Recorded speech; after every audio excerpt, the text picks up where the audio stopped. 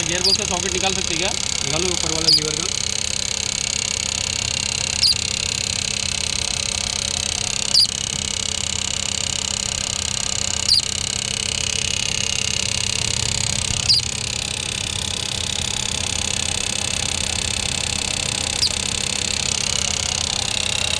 ये नीचे वाला एक सॉकेट निकलेगा।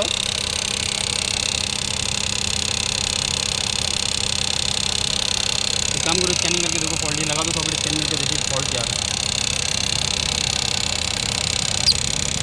यहाँ कैसे आवाज़ आ रहा है, लेकिन मुझे लग रहा है AC में से तो नहीं आ रहा आवाज़।